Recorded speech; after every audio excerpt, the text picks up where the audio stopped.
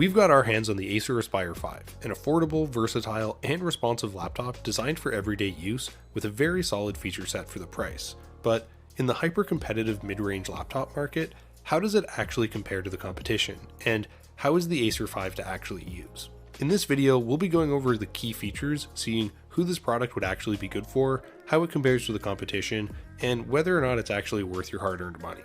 So stay tuned and let's get into the video. To start, the Acer Aspire 5 has a sleek utilitarian look, and it should fit into most professional or student environments without drawing too much attention.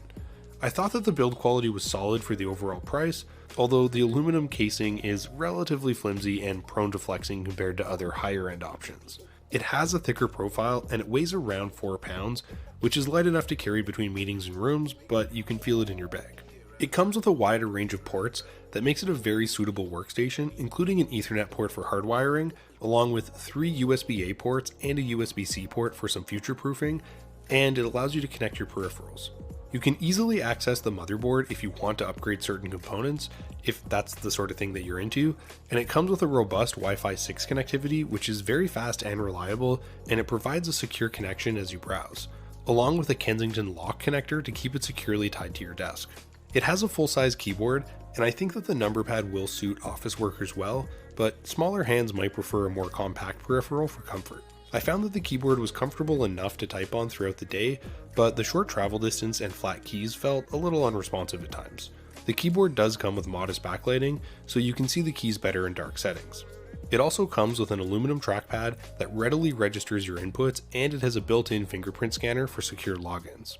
If you're curious about the screen, it has a large 15.6-inch Full HD IPS widescreen display that's great for getting work done or surfing the web, although the matte screen is somewhat prone to glare. The screen can also tilt back 130 degrees, which provides a wider viewing angle than many competitors in this price range, although a full 180-degree tilt would have made it a lot more versatile.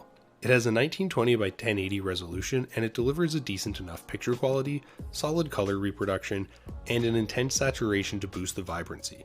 But the colors weren't accurate enough for serious photo or video editing, but it is definitely good enough for your average YouTube videos. While the screen isn't the brightest we've tested, it's still very solid for the price, and it should work extremely well at nighttime. The audio quality is very respectable for a laptop, which utilizes downward-facing speakers to provide an admirable bass response.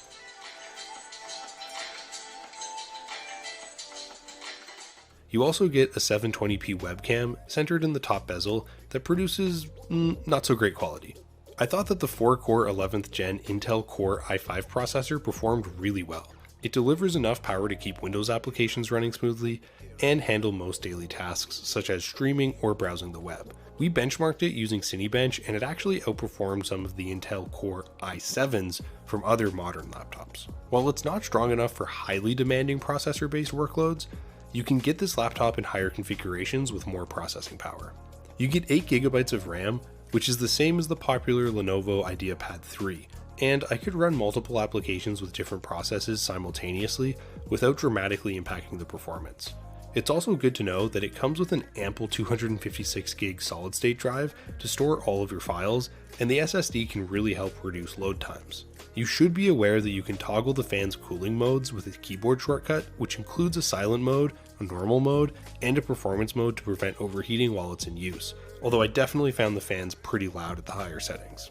You also might be wondering how well it runs games, and it comes with an integrated Intel Iris Z graphics card that can handle light photo and video editing and run a few low-level independent games. Unfortunately, it does lack a dedicated graphics core, which means that the gaming performance is subpar and it just doesn't render modern games that well. So playback won't be ideal, but the Aspire 5 isn't meant to be a gaming laptop.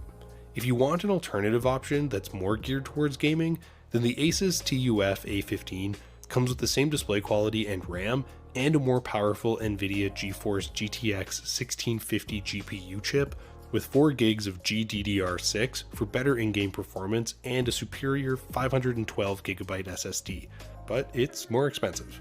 I was also impressed by the battery performance, which gave me around 7 hours of runtime, which is pretty average for the price range. It's worth noting that this is less than the 10-hour duration that you'd get out of the Asus TUF A15, but it is enough to reliably get you through the workday.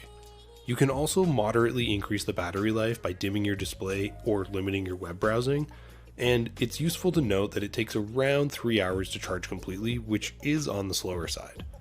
Overall, I think the Acer Aspire 5 is a good laptop with a very versatile functionality and some very convenient options. With an impressive battery runtime and a relatively powerful processor, it makes sense why this is such a respected option. Sure, some of the other products we've mentioned outperform the Aspire 5 in certain areas, but this laptop does a lot of things well and it should suit most users. The Acer Aspire 5 delivers a solid all-around performance and it mixes in an impressive feature set with a budget-friendly price that's designed for everyday computing tasks.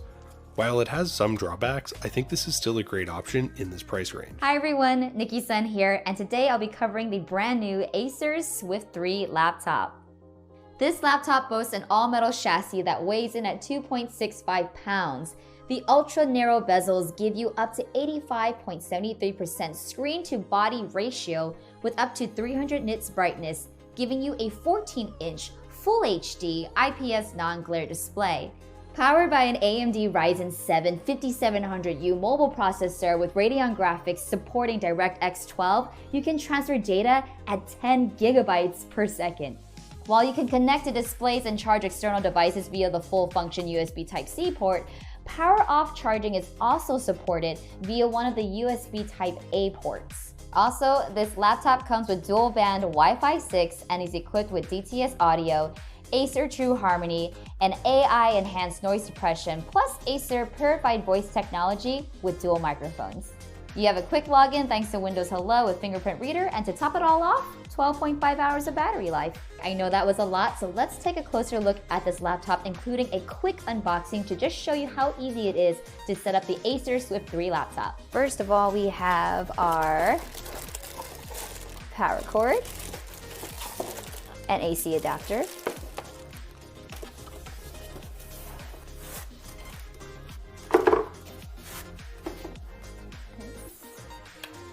when you open the computer, you have a protected keyboard. All that's left to do is to turn it on. The next version of Windows is ready for you to download and install. Whenever you're ready, select Upgrade and we'll download it in the background while you continue setting up. I definitely love the sound of the keyboard. I love that it's backlit. Hi everybody, this is Nikki Sun testing the webcam quality on the Acer Swift 3 laptop. Thanks for sticking around and watching the whole video. I'm Nikki Sun, and this has been the Acer Swift 3 laptop.